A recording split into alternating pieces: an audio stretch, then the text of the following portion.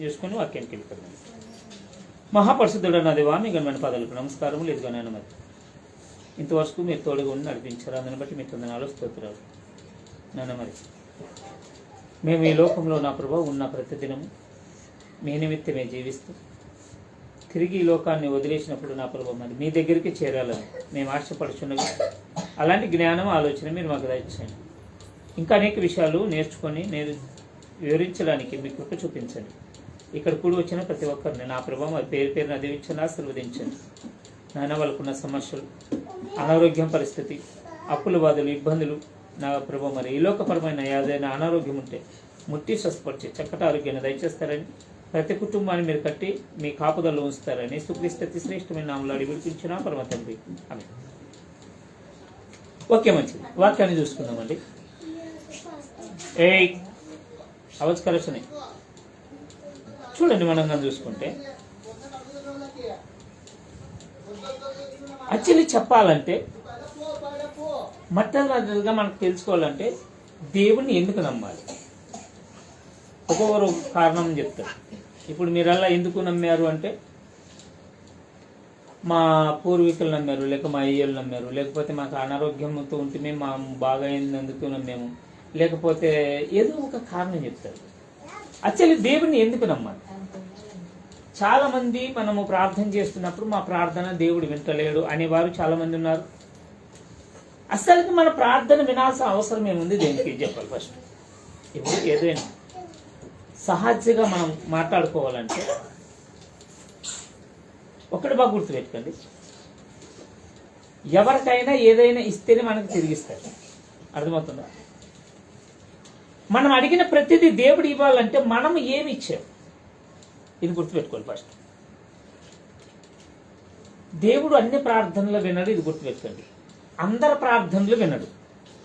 ఇదేంటి కొత్తగా వింటాను అనుకుంటే వాక్యాన్ని చూసుకోవాలి. వాక్యం మనకు అర్థం కావాలి. ఫస్ట్ ఎవరు ప్రార్థన వింటాడు, ఎందుకు వింటాడు? దేవుడు ప్రతి ఒక్కరిని ప్రేమిస్తాడు. ప్రతి ఒక్కరికి ఏది కావాలో అది దయచేయడానికి దేవుడు రెడీగా ఉన్నాడు. కానీ మన ప్రవర్తన, మన ఆలోచన, మన మాట తీరు, మన పనితీరు దేవునికి ఇష్టమైందే ఉండాలి. సపోజ్ మనము మన గురించి ఆలోచన చేస్తే మనము ఈ భూమి మీద ఉన్నప్పుడు మన మాట దేవుడు ఎందుకు వినాలని ఫస్ట్ మన గురించి మనం తెలుసుకోవాలి. ఒక పిల్లోడే దుకాణానికి వెళ్ళిపో అంటే ఓ 2 రూపాయలు 5 రూపాయలు కమిషన్ కావాలి. లేక మన పిల్లలే మనకు మాట వినరు. మన దేవుడు మనకి ఎందుకు మాట వినాలి? మనం ఏం కోల్పోతున్నామో మనకు అర్థమవుతుంది. మనం ఏమనుకుంటామంటే అయిపోయింది, 60-70 సంవత్సరాలు ఈ భూమి మీద బతుకుతున్నామో, ఆ తర్వాత అయిపోయింది కథ, చచ్చిపోతే అందరూ చచ్చిపోతారు, మనం కూడా చచ్చిపోతాం, మట్టిలో మరి గడిచిపోతాం, ఎక్కడ పోతాం తెలియదు. ఇది గుర్తుపెట్టుకోండి. చావుతోటే అంతం కాదు, చావుతోటే ప్రారంభం. ఇది ఏమి నువ్వు ఎప్పుడైతే చచ్చిపోతావు నీ జీవితం అప్పుడే ప్రారంభం అవుతుంది. ఇది తెలుసుకోవాలి. చావు కాదు దీనికి పరిష్కారం. ఎప్పుడైతే చచ్చిపోతావో నీ అస్సల జీవితం అప్పుడు మొదలవుతుంది. ఈడ డబ్బు లేకపోయినా, దేవుని నమ్మకపోయినా, దేవుని నమ్మినా, ఈడ నీవు పెళ్లి చేసుకున్నా చేసుకోకపోయినా, నీవు పని చేసినా చేసుకోకపోయినా, ఇంట్లో కూర్చొని ఉండినా, ఎలా ఉన్నా కూడా నీవేం చేస్తావు? బ్రతుకుతావు. కానీ ఒక్కసారి కన్ను మూసిన తర్వాత నీ స్థితిగతి ఏముందో దాన్ని మార్చుకోవడానికి అవుతుంది. అందుకే ఇది బైబిల్ క్లాస్. అంటే బైబిల్ దేవుని ఎందుకు నమ్మాలి, దేవుడు మనల్ని ఎందుకు స్వస్థపరచాలి, లేక దేవుడు మనల్ని ఎందుకు సజీవుల లెక్కలు ఉంచుతాడు గుర్తుపెట్టుకోండి. ఒక ఆయన ఇలాగ మాట్లాడుతున్నాడు. కీర్తనల గ్రంథం ఒకసారి చూద్దామండి. కీర్తనల గ్రంథం 103వ అధ్యాయం 1వ వచనంలో ఒక మాట మాట్లాడుతున్నాడు. దావీదు మహారాజు గారు మాట్లాడుతూ ఒక విషయాన్ని చెప్తున్నాడు. ఆ వచనం చదివినప్పుడు అక్కడ మనము ఊహించుకోవాలి. ఇది గుర్తుపెట్టుకోండి. వాక్యాన్ని తీసుకొచ్చినప్పుడు, ఆ వాక్యాన్ని చదువుతున్నప్పుడు ఆ వాక్యం నాకు ఎలా అప్లై అవుతుంది అంటే, ఆ వాక్యం నాకేమైనా ఉపయోగపడుతుందా, దానివల్ల నాకేమన్నా నష్టం ఉందా, లాభం ఉందా, ఖచ్చితంగా తెలుసుకోవాలి. చూడండి ఒకసారి. కీర్తనల గ్రంథము 103వ అధ్యాయము 1వ వచనం. నా ప్రాణమా యెహోవాను సన్నుతించుము, నా అంతరంగమున్న సమస్తమా ఆయన పరిశుద్ధ నామమును సన్నుతించుము. ఇక్కడ ఏమంటున్నాడు? తనతో తాను మాట్లాడుకుంటున్నాడు. తనతో తాను మాట్లాడుకుంటున్నాడు. ఏమంట? నా ప్రాణమా దేవుని స్తుతించు, ఆయన పరిశుద్ధ నామాన్ని స్తుతించు. ఎప్పుడైనా మీరు అనుకున్నారా మీలో మీరు, నేను ఈ పొద్దు దేవుని స్తుతించాలి, ఈరోజు నేను సజీవ లెక్కలో ఉన్నానంటే, పొద్దున్నుండి మాపం దగ్గర నాకు ఈ మంచి ఆరోగ్యం దేవుడు ఇచ్చాడంటే, నా 2 కాళ్ళు చేతులు, నా కనులు, నా చెవులు బాగా పనిచేస్తున్నాయంటే దేవుడే కదా కారణం. ఒక 10 నిమిషాలు ఊపిరి ఆగిపోతే మీ పరిస్థితి ఏమవుతుందో చూడండి. ఒక 10 నిమిషాలు మీకు గుండు కొట్టుకోవడం ఆగిపోతే మీ పరిస్థితి ఏమవుతుందో ఒకసారి ఆలోచన చేసుకోండి. మనం ఎప్పుడు మన ఇల్లు, మన కుటుంబము, వీటి గురించే ఆలోచన చేస్తాము, కానీ మన శరీరంలో ఏం జరుగుతుందో మనకు తెలియదు. ఎప్పుడైనా మీ శరీరానికి మీరు ఏదైనా మేలు చేసుకున్నారా? పై కడుక్కోవడం, బట్టలు వేసుకోవడం కాదు. మీ రక్తాన్ని మీరు తయారు చేసుకోగలుగుతారా? మీ చేయి దిగిపోతే మీరు కొత్త చేయి మీరు సొంతంగా తయారు చేసుకోగలుగుతారా? మీ కాలు పోతే మీ కాలు మీరు సొంతంగా తయారు చేసుకోగలుగుతారా? మీ గుండె పోతే మీ గుండెను సరి చేసుకోగలుగుతారా? 1 నిమిషానికి 70-80 సార్లు కొట్టుకుంటుంది గుండె, తెలుసా? అది ఇట్లా రక్తాన్ని పీల్చుకొని ఇట్లా ఇగ్గితే మొత్తం నరాలంతా కూడా పోయి ఇట్లా తిరిగి రావాలి. మీరు ఎలాగైతే ఇట్లా మొత్తం గల్లి తిరిగి వస్తారో ఆ ప్రకారమే శరీరంలో ఉన్న ప్రతి ఒక్క నాడిలో, నసలో రక్తం గుండె పంపిస్తుంది. ఎందుకు అటుతేకు అంటామంటే, దాంట్లో ఏదైనా బ్లాకేజ్ అంటే రక్తం గడ్డగడితే అది పోకపోతే అది ఆగిపోతుంది. అందుకే ఇట్లా ఒత్తుతారు, తెలుసా? ఛాతీ మీద ఒత్తినప్పుడు అటుటేక్ వచ్చిన వాళ్ళు చూడండి, ఎందుకు ఒత్తుతారు? సిపిఆర్ ఎందుకు చేయాలంటారు అంటే, ఈ రక్తము అది ఇలా అన్నప్పుడు రక్తం అంత తిగ్గుకొని మళ్ళీ పోతుంది, రక్తం అంత తిగ్గుకొని పోతుంది. ఇంటికి దారం అంతే ఉంటుంది, తెలుసా? కొన్ని లక్షల నరాలు ఉంటాయి మన శరీరంలో. మరి ఎలా జరుగుతుంది చెప్పండి? ఎలా సృష్టించాడు దేవుడు? అందుకే ఆయన అంటున్నాడు, నా ప్రాణమా యెహోవాను సన్నిధించుము. కింద 2వ వచనం చూడండి, ఏమంటున్నాడు? 2వ వచనం, కీర్తనల గ్రంథము 103వ అధ్యాయం ఏమంటున్నారు చూడండి. నా ప్రాణమా యెహోవాను సన్నిధించుము, ఆయన చేసిన ఉపకారములో దేనిని మరువకము. ఏమంటున్నాడు? నా ప్రాణమా దేవుని స్తుతించు, ఎందుకంటే ఆయన చేసిన ఉపకారంలో దేనిని మనం. ఏం చేశాడు? చాలామంది, నాకేం చేశాడండి దేవుడు? నాకే బంగ్లా ఇచ్చాడా, బిల్డింగ్ ఇచ్చాడా? దీన్ని సజీవ లెక్క ఉంచడమే ఒక గొప్ప భాగ్యం. నీకు 2 కాళ్ళు, 2 చేతులు, 2 కన్నులు, 2 చెవులు ఇవ్వడమే గొప్ప భాగ్యం. మార్కెట్లో మీ కిడ్నీ రేటు పెట్టండి, చూద్దామండి ఎన్ని పలుకుతుంది. లక్షలే. మీ గుండెని అమ్ముతామని చెప్పండి, కొనేవారు లక్షలు ఇచ్చి ఉంటారు. దేవుడు ఒక ఉన్నతమైన విలువైన వస్తువుగా నిన్ను ఉంచాడు. ఈ భూమి మీద ఏదైనా తయారు చేస్తాడేమో కానీ మనిషి శరీరంలో ఉన్న అవయవాలు ఎవ్వడు కూడా తయారు చేయలేడు. ఒక మనిషి నుండి ఇంకో మనిషికే అమర్చాలే కానీ, ఇదిగో మార్కెట్లో తెస్తామని ఎప్పుడైనా మీరు కూరగాయలు తెచ్చుకుని అట్లా తెచ్చుకుంటారు చెప్పండి? కిడ్నీలు కానివ్వండి, లివర్ కానివ్వండి, తెచ్చుకుంటారు. మరి ఎందుకు ఆలోచన చేసుకోరు? నాలో ఇంత వాల్యుబుల్ ఉంది అని మీకు ఎప్పుడైనా తెలుసా? ఎప్పుడు తెలుస్తుంది తెలుసా? హాస్పిటల్ పడి మన అవయవాల్లో ఒకటి చెడిపోయి అది దొరక్కపోతే, అది దొరికినా డబ్బు లేకపోతే దాని విలువ ఏంటో తెలుస్తుంది. కిడ్నీలు పాడైన వాళ్ళని చూడండి, కిడ్నీ ఎతుకుతారు. ఒక కిడ్నీకి మినిమం 20 నుండి 35 లక్షలు కావాలి. ఇంకా మనం తెచ్చుకోగలమా? చక్కటి ఆరోగ్యం ఇచ్చాడు, ఏమి తిన్న అరిగిపోతుంది. తిన్న ప్రతిదీ కిడ్నీ నుండే విభాగించబడుతుంది, తెలుసా? మరి ఎవరు చేశారు? సత్యుడు కీర్తనల గ్రంథం 139వ అధ్యాయం మనిషిని చేసిన విధానాన్ని బట్టి మాట్లాడుతున్నాడు. కీర్తనల గ్రంథము 139వ అధ్యాయం. గబస్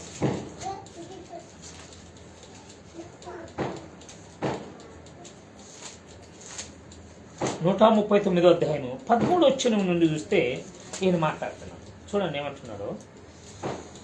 నా అంతరంగమునున్న నా అంతరింద్రములను నీవే కలుగజేసితివి, నా తల్లి గర్భమందు నన్ను నిర్మించిన వాడువు నీవే. ఎందుకు సూచిస్తున్నాడు ఈయన? నాకు చెప్పండి, ఎవరైనా స్త్రీలు గర్భవతి అయినప్పుడు మీకు ఎప్పుడు తెలుస్తుంది చెప్పండి? 3 నెలల తర్వాత డాక్టర్ చెకప్ చేస్తేనే తప్ప మీకే తెలియదు. అంతేనా? పడిన మరుక్షణమే తెలుస్తుంది ఎవరికైనా? బైబిల్లో ఈయన మాట్లాడుతూ అంటున్నాడు, నన్ను నా తల్లి గర్భంలో నీవే కలగజేస్తే. ఎవరు చేశారంట? దేవుడే. మీరు తల్లి గర్భంలో పిండం ఎలా ఉంటుంది మీకు తెలుసా? నీటిలానే ఉంటుంది తెలుసా? ఉమ్మ నీటిలోనే ఉంటుంది. కొద్దిగా నీరు తక్కువైతే బిడ్డ బతకదు. ఉమ్మ నీరు నిమిత్తము నీరు కావాలని ఏం చేస్తారు? గ్లూకోజ్ లెక్కిస్తారు. ఆ నీటిలో గాన లేకపోతే పిండము ఎండిపోతుంది. అదే తల్లి గర్భం నుండి బయటకు వచ్చిన తర్వాత ఓ 10 నిమిషాలు నీళ్ళు పెట్టడం చూస్తామండి, బతుకుతాడా? గదిలో బంధించి కిటికీలు లేకపోతేనే ఊపిరాడదు. తల్లి గర్భంలో 9 నెలలు ఎలా ఊపిరాడుతుంది? ఎప్పుడైనా ఆలోచన చేశారా? ఎక్కడైనా రంధ్రాలు పెట్టారా మీరు? కడుపుకి ఫ్యాన్ పెట్టారా? ఎట్లా బతుకుతాడు? ఈయన దాన్ని చూసి ఆశ్చర్యపడిపోయి మాట్లాడుతున్నాడు. ఏమంటున్నాడు చూడండి, 13వ వచనంలో, నా అంతరింద్రియములు నీవే కలుగజేసేటివి, నా తల్లి గర్భమందు నన్ను నిర్మించిన వాడువు నీవే. నీవు నన్ను కలగజేసిన విధానము చూడగా భయమును ఆశ్చర్యమును నాకు పుట్టుచున్నది. నీకు ఎప్పుడైనా గుర్తుందా? ఆయన అనిపించిందంట, ఏయ్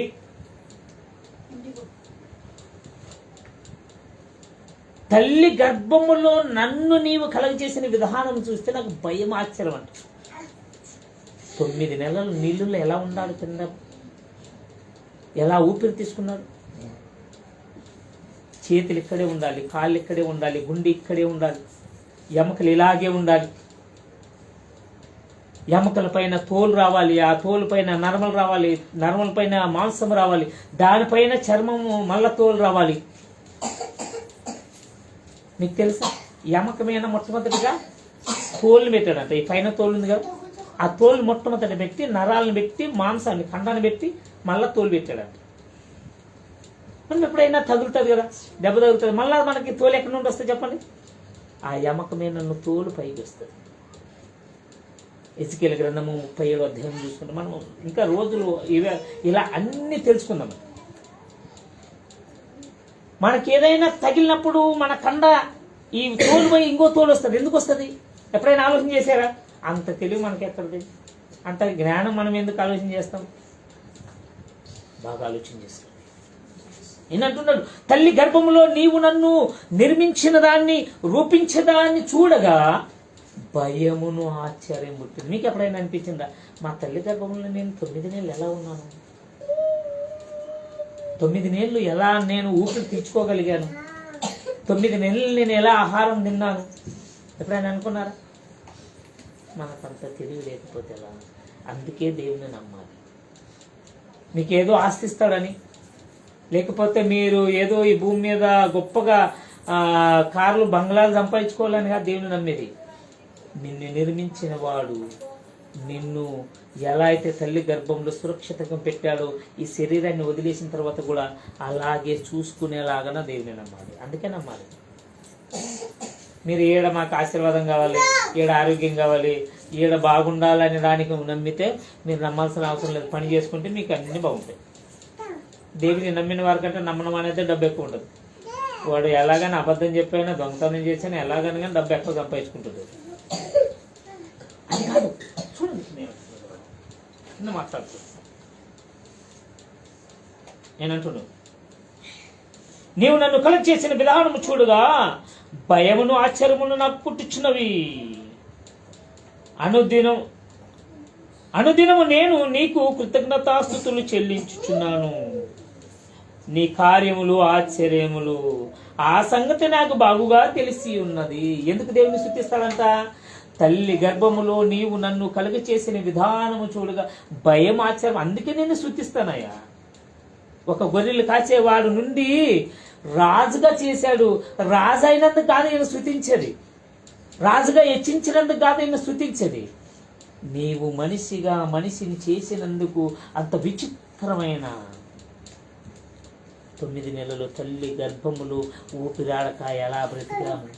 అదే ఉమ్మ నీటిలో ఉన్న పిల్లగాన్ని తెచ్చి మన నీటిలో ఏమి చూద్దామని బతుకుతాడు. తల్లి గర్భంలో 9 నెలలు ఉన్నాడు కదా. అంటే ఒక చీకటి గదిలో కిటికీ లేకుండా ఒక రోజాల్లో మీరు కిటికేసి పెట్టండి, చూద్దామండి, ఊపిరాడక బతుకుతాడేమో. ఎలా ఉన్నాము? అందుకే నేను శుద్ధిస్తాను అంటున్నాను. అందుకే మనం దేవుని నమ్మాలి. చూడండి ఏమంటున్నాడు 15వ వచనంలో, నేను రహస్యమందు పుట్టినవాడును, భూమి యొక్క అగాధ స్థలములో విచిత్రముగా నిర్మించబడిన వాడును, నాకు కలిగి ఉన్న ఎముకలన్నీ నీకు మరిగై ఉండలేదు. దేవుడు మనిషిని రహస్యమందు చేస్తాడు. ఎవరికి తెలియదు. ఎవరికైనా తెలుసా? ఎవరికి తెలియదు. అందుకే దేవుని స్తుతించాలి. మనకు తెలుసా, పడగానే ఫస్ట్ నెలలు కడపలో పిండం ఎంత ఉంటుంది తెలుసా? భీమి గింజ అంతే ఉంటుందంట. భీమి గింజ ఎంత ఉంటుంది? మీరు రోజు భూ వండుకొని తింటారు కదా, ఆ భీమి గింజ అంతే. అది రూపాంతరమై కాళ్ళు, చేతులు, గుండె 3 నెలలు వస్తే లెక్కలకి ఒక్కొక్కటి ఏర్పడతాయి. దానికి ఇప్పుడు మాట్లాడుతున్నాడు 16వ వచనములు మాట్లాడుతూ, నేను పిండమనై ఉండగా నీ కనులు నన్ను చూచెను, నియమింపబడిన దినములో ఒక్కటైన కాకమునిపే నా దినములన్నీ నీ గ్రంథములో లిఖితమలాయను. ఒక తల్లికి డాక్టర్ చెప్పితేనే తెలియదు. ఈయన అంటున్నాడు, ఒక్క దినము కూడా కాకమునిపే పడిన మరుక్షణమే, తల్లి గర్భములో పడిన మరుక్షణం ఎవరికి తెలుస్తుందంట? దేవునికి తెలుస్తుంది. అందుకే దేవుని స్తుతించాలి. తల్లి గర్భంలో పడినాడు మొదలుకొని, ఇదిగో నీవు ఇలాగ ఉండాలి, ఇలా ఉండకూడదని నీ గురించి ఒక చట్టాన్ని రాసుకున్నాడు, ఒక బుక్కుని రాసుకున్నాడు. నీవు అలా ఉండకుండగా నీ ఇష్టానుసారంగా ఈ భూమి మీద నడిచావనుకో, నీకు దేవుడు చనిపోయిన తర్వాత తీర్పు చెప్తాడు. ఇప్పుడు కాదు. మనిషికి స్వేచ్ఛ ఇచ్చేసాడు. అంటే నిన్ను కట్టుబాట్లు పెట్టలే, నువ్వు ఇలాగే ఉండాలని చెప్పలా. ఇదిగో చెడు మంచి నీ ముందు పెట్టాను, నువ్వు దేన్ని బట్టి నడుస్తావు? వాక్యానుసారంగా నడుస్తావా? నీకు వాక్యాన్ని మించినటువంటి తీర్పు ఉంటుంది. వాక్యాన్ని తెలియకుండా నీవు నీ ఇష్టానుసారంగా ఈ భూమి మీద సంతోషాలు ఏం లేదు, సత్యనాడు చూసుకుందాం, లేక యవ్వనం అయిపోయిన తర్వాత చూసుకుందాం అనుకుంటావా? అప్పుడు దాన్ని బట్టి ఏం చేస్తాడు? నీకు తీర్పు ఉంటుంది. మనం ఏం చేస్తాము? దేవుడు పిలువకు మొదలే మన శరీరములో బలం ఉన్నా కానీ, మనము బాగుండగాని దేవుని నమ్ముకోవాలి. ఒకటి గుర్తుపెట్టుకోండి, ఏదైనా ఇప్పుడు మాడి పండ్లు సీజన్ వస్తుందా? మీరు మాడి పండ్లు తెచ్చుకున్నారనుకోండి, అవి బాగున్నప్పుడు తింటే బాగుంటుందా, ఖరాబ్ అయినప్పుడు తింటే బాగుంటుందా? ఖరాబ్ అయితే ఏం చేస్తారు? మీరు డబ్బులు పెట్టి తెచ్చుకున్నారు కదా, తినచ్చు కదా, తింటారా? మీరు తెచ్చుకున్న వస్తువే మీరు ఇంత జాగ్రత్తగా చూస్తే మరి దేవుడు ఎంత జాగ్రత్తగా చూస్తాడు? మనం పాపం చేసి ఇష్టానుసారంగా ఉండి, దేవా పాపిని తీసుకొని ఏం చేస్తాడు చెప్పండి? నువ్వు ఎలాగైతే తీసుకుపోయి నువ్వు కొనుక్కొచ్చి మాడిపోండి చెత్త పుట్టులు పారేస్తావు, నేను కనుక నరకంలో పారేస్తాడు. ఇంత తెలివిగా లేదా దేవునికి? మనం ఇలా ఎందుకు ఆలోచన చేయము? మనం ఒకటే, మన క్రీస్తు సమాజంలో ఒక భ్రష్టు పట్టించారు. ఏమిటో తెలుసా? నువ్వు ఏ పాపమన్నా చేయి, దేవుడిని క్షమిస్తాడు. ఎప్పుడు చెప్పా? నువ్వు ఏ పాపమని చేయి క్షమిస్తాడా? ఎప్పుడు? నీకు పాపం అంటే తెలియనప్పుడు, దేవుడు అంటే తెలియనప్పుడు, వాక్యం అంటే తెలియనప్పుడు, నీవు ఈ లోకానుసారంగా ఉన్నప్పుడు, నిజమైన దేవుడు ఎవరో తెలియకపోతే అప్పుడు దేవుడిని క్షమిస్తాడు. కానీ నీకు అన్ని తెలుసుకొని నీవు పాపాలు చేస్తే నిన్నటి దేవుడు క్షమిస్తాడు చెప్పండి? చూద్దాం. సామెతల గ్రంథం 1వ అధ్యాయం 24 వచ్చిన చూడండి. ఎందుకు నమ్మాలి దేవుణ్ణి? దేవుడు మన మాట ఎందుకు వింటాడు? ఎప్పుడు వింటాడు? చూద్దామండి.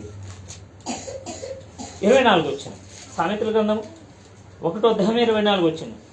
నేను పిలువగా మీరు వినకపోతే, నా చేయి చాపగా ఎవడును లక్ష్య పెట్టకపోయేను. ఇదేంటి?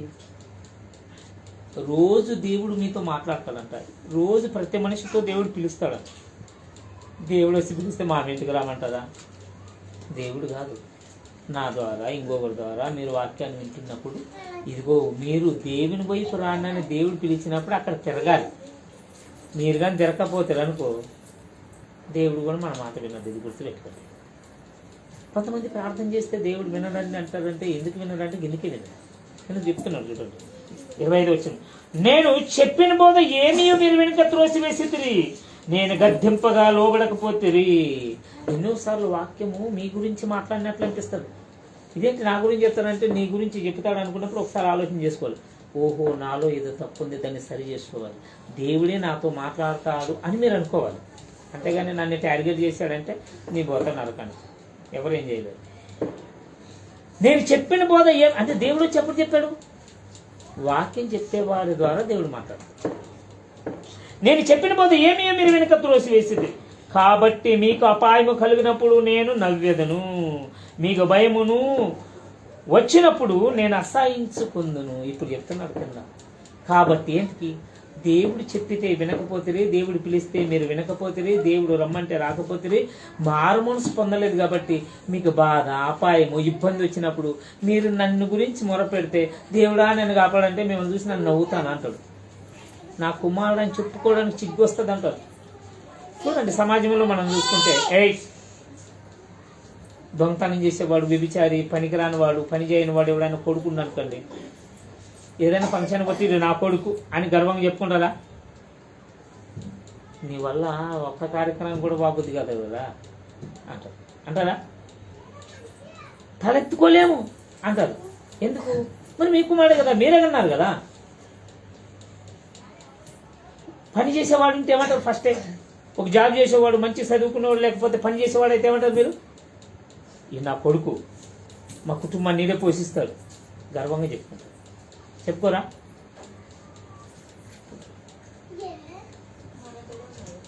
అంతెందుకు? మా సొంత చిన్నమ్మ కొడుకే ఇమానియల్ అని 10th 2 సార్లు 3 సార్లు ఫెయిల్ అయినాడు. రోజు ఫరక్ కొడుతుండ్రు అని, రోజు కొట్టి నీ సాయి ఏడన వాడు అంటే వాడు అట్లే ఉంటుండే, 10-11కి లేచి పోతుండే. ఆ తర్వాత నేను మా ఊర్లో ఒక 2 నెలలు పెట్టుకొని పని అంటే ఏంటో నేర్పించి పంపించాను. ఆ తర్వాత ఒక 2-3 నెలల తర్వాత వచ్చి రచ్చూర్లో ఇప్పుడు జాబ్ చేస్తాడు మేనేజర్గా. 24,000, 25,000, 30,000 ఇస్తారు. కుటుంబాన్ని అంతా ఇప్పుడు వాడి పోషిస్తాడు. వాడు ఎట్లా చెప్తే అట్లా ఉంటుంది. ఎవరైతే ఫరక్తో కొట్టారో, ఎవరితో సాయి అన్నారో, ఇప్పుడు వాడే 2 గాడీలు తీసుకున్నాడు. టీవీ, సోఫా, పలంగు, ఫ్రిడ్జ్ అన్ని వాడి తెచ్చిపెట్టాడు. ఇప్పుడు ఏమంటారు?